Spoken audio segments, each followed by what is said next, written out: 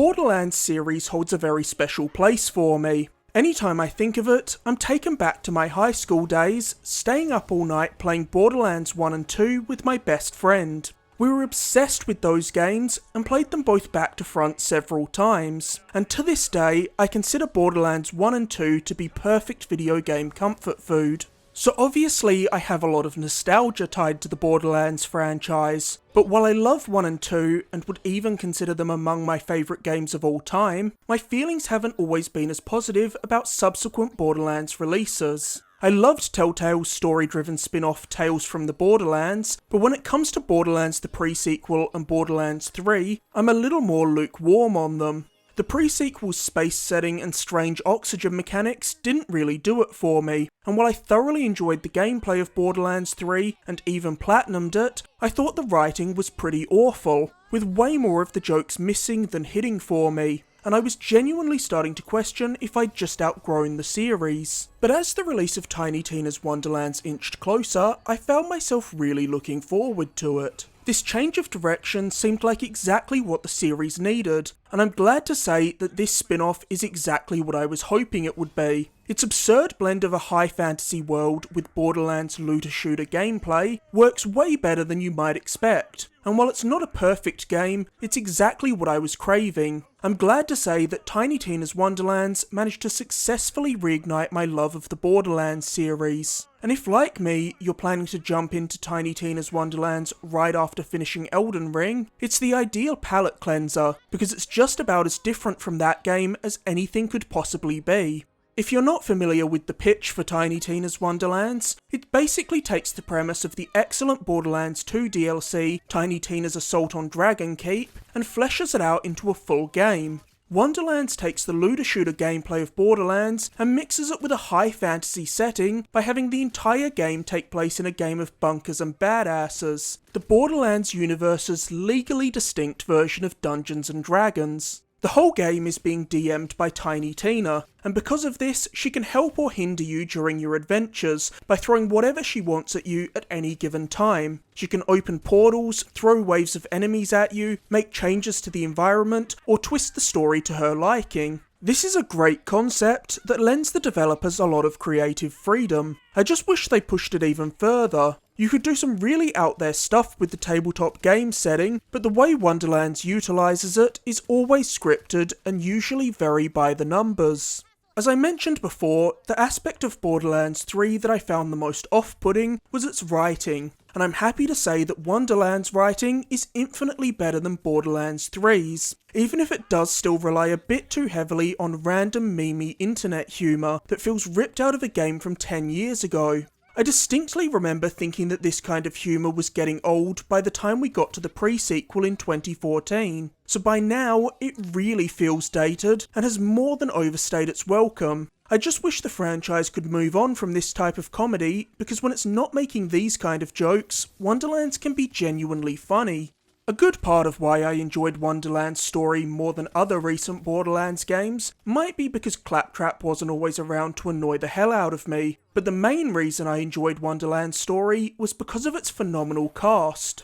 Wonderlands is the most I've ever liked Tiny Tina herself, which is good, because there's obviously a lot of her in Wonderlands. While I've always appreciated Ashley Birch's performance as Tina, the character's loud, shrill voice and hyperactive tone could get grating in prior Borderlands games. But I found that to be less of a problem here, because making Tiny Tina the star rather than just a supporting character allows Ashley Birch to show some more range. Wonderlands features a huge cast of comedic talent, with Andy Samberg, Will Arnett and Wanda Sykes playing major supporting characters in the game, and I've got to give props to this absurdly big cast for just how much VO they all recorded for Wonderlands. They're constantly bantering back and forth as you're playing, and their narration accompanies not only main missions but side missions as well, and when the writing fumbles, the performances can often make up for it. Wonderlands is the perfect example of how a talented cast can elevate so-so material through excellent line delivery, and their prior experience in comedy means that they all have flawless comedic timing, which helps jokes land way more frequently in Wonderlands than they do in the Borderlands games. Though that's not to say every joke lands. Wonderlands bombards you with endless jokes. Even the trophy names are packed with jokes and puns, and while I'd even say that more of Wonderland's gags miss than hit, the game fires off jokes at such a rapid clip that you're always immediately into the next joke before you even have time to think about how the prior joke fell flat, which makes a lot of the eye-roll inducing comedy more palatable. Like every Borderlands game, Wonderlands opens with you choosing a starting class, and there's more classes than ever before to choose from here. There's the Stabbermancer, who throws blades and can turn invisible, the Clawbringer, who has a wyvern companion and can perform special attacks that deal fire and lightning damage, the Spellshot, who can turn enemies into sheep and have an additional spell equipped at any time, the Graveborn, who has a demi-lich companion and can sacrifice their health to perform powerful dark magic, the Spore Warden, who has a sentient mushroom for a companion, can summon a magical bow and conjure frost cyclones, and finally, there's the Berserker, the tank class who can lunge at enemies to deliver frost damage. I started with the Spore Warden, largely because being a huge nerd, whenever I'm graded with a character creator, I model my character after a comic book character, and in Wonderlands, I made my character look like Green Arrow, so the Spore Warden's magical bow felt very on brand for him. Plus, the Mushroom Companion seemed great for drawing the attention of enemies away from me. Eventually, you're able to choose a secondary character class, at which point I chose the Clawbringer. Because of this, I had 2 companions at all times, which made some of the endgame content infinitely easier. In the Borderlands games, each class would have a set character tied to it, who you could lightly customise by changing their clothes and hairstyle, but in Wonderlands, you actually get to create your own character, though the character creator is disappointingly limited. You're only given a very limited selection of faces, hairstyles and clothing, so don't expect to get anything like a FromSoft character creator here. If you're an indecisive type of person, you will be happy to know that you can completely remake your character's appearance at any time, so there's no need to overthink it. Make no mistake, the gameplay of Wonderlands is very much just the looter-shooter gameplay of Borderlands with a fantasy skin slapped over it. And by hearing me say that, you're probably going to know whether you're in or out on this game immediately. I love the gunplay and endless loot treadmill of the Borderlands series, but if you don't, Wonderlands doesn't have much to offer you. I've always thought Borderlands gunplay felt great, and it feels as satisfying as ever here. I really enjoy the absurdity of Wonderlands. Seeing characters running through a Dungeons & Dragons inspired world armed to the teeth with guns looks so goofy, but that's the world of Borderlands for you. Gearbox have never shied away from the series' silly side, and have instead always fully committed to it and embraced it, which is probably a reason that the series isn't for everybody. Like the mainline Borderlands games, Wonderlands has a wonderful and almost never-ending sea of ludicrous weaponry. There's guns with explosive magazines that you can throw like a grenade when you reload, shotguns that fire straight up into the air, then rain down a flurry of arrows, as well as guns that offer alternate firing modes. And while these alternate firing modes can be as simple as switching from single shot to burst fire, some will completely transform the gun. One of my favourite weapons I came across in Wonderlands was a shotgun that could transform into a sniper rifle, which made it feel like I got to have an extra weapon equipped at all times. Wonderlands also adds melee weapons into the mix, though these don't feel like as big of an addition as I'd hoped they would. While it's always nice to have a new way to customise your character, melee weapons do little more than make combat look a little flashier, while adding almost nothing to gameplay. Melee still feels almost exactly like it did in prior Borderlands games, except now you're hitting enemies with an axe or sword instead of the butt of your gun.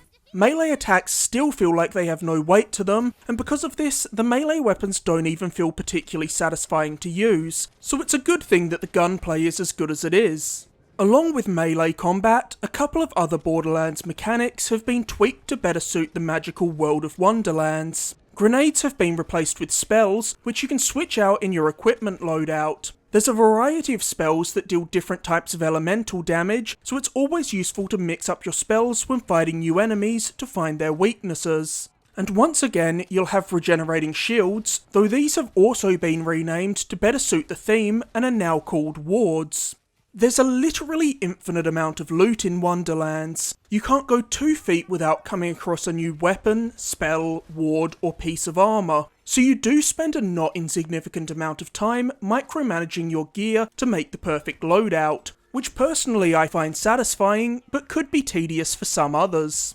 Wonderlands offers a diverse array of enemies, consisting of reskins of enemies from the Borderlands universe, as well as all new D&D-inspired enemies. You'll be fighting all the classic fantasy enemies you'd expect to, like skeletons, goblins, trolls, and a monstrosity of an enemy that all D&D and Dark Souls fans have no doubt been tormented by countless times: mimics. These deceptive creatures make themselves look like a tantalising chest full of loot, only to stand up and attack you once you get too close to it. At least you're usually rewarded with some good loot for killing a mimic. There's also plenty of other enemies that are downright absurd and would feel right at home in any Borderlands game, like the horrific dogfish, which are four-legged sharks that live on land. Wonderlands also features the most unhinged take on a Cyclops I've ever seen, as they're basically giants whose whole head is an eyeball. Fighting them kinda made me feel like I was fighting the old Neversoft logo. While combat is largely great, and kept interesting throughout by the vast assortment of loot and enemy types, one area where Wonderlands falters is in its boss fights. Wonderlands boss fights just aren't very good. These long-winded and boring fights require very little thought, as they usually pit you against a big, dumb bullet sponge of an enemy. They're not challenging, and their attack patterns are usually very simplistic, so bosses usually just feel like fighting any other enemy, except they have an absurdly large health bar that takes forever to whittle down. Most of Wonderland's missions have optional tasks to complete along the way, and some of these are actually pretty funny. I love the way that Wonderlands will even poke fun of you occasionally for completing all these challenges, because Gearbox know that gamers just love compulsively ticking off boxes, even when we aren't given much incentive to do so. At one point, I was playing through a mission where I had to kill a group of goblins for someone, and I had an optional task of collecting goblin teeth as I fought them, which I of course did, because why wouldn't I want to 100% the mission? But once I returned to the woman who assigned me the quest, she was horrified, and left questioning what the hell was wrong with me, and what would possess me to collect teeth. Of course, like any good open world game, Wonderlands has a ton of side missions to complement the lineup of story missions. While most of the side missions are fairly by the numbers design-wise, often sending you on fetch quests to gather items for people or kill a certain amount of enemies, they nearly always have an absolutely ridiculous premise that makes them worth seeing through. One side mission saw me getting a pirate off of a death sentence by getting his certificate of non-evilness to present in pirate court, while another saw me taking a skeleton woman's pet shark for a walk and letting it off the leash to eat a bunch of people. And there are so many other missions that are every bit as absurd as these two. Wonderlands is the most colourful and vibrant looking game in the Borderlands franchise thus far. For a series that takes place in such a fun and wacky world, there's a surprisingly large amount of drab and boring looking areas in the Borderlands series. While Borderlands 1 is by far the worst culprit when it comes to having long stretches of land with colour palettes consisting almost entirely of brown and grey, there's also more than a few dull looking locations in Borderlands 3. Thankfully, that's not the case in Wonderlands. Just about every area here feels visually inspired, and I don't think there was a single area in Wonderlands that I particularly disliked, which I certainly can't say about other Borderlands games. Wonderland's D&D theme allows it to have the most interesting lineup of locations in any Borderlands game. Most of the areas are themed, and there's a lot of variety to them, with the level designers clearly drawing inspiration from all over the place. The maps range from a Jack and the Beanstalk themed area to pirate coves complete with pirate ships, treasure chests, and pirate skeletons to fight. Unlike its Borderlands predecessors, Wonderlands doesn't feature vehicles. To get around this, Wonderlands introduces an overworld to the series, which helps condense the map by removing all the long stretches of nothing between the intricately designed areas populated with enemies. This lets you get from point A to point B in a timely manner, even without a vehicle. I'd be curious to know if Gearbox ever toyed around with the idea of adding vehicles to Wonderlands. Obviously throwing cars into a game of D&D would be a step too far, but I wonder if they considered adding horses or some kind of fantasy mount.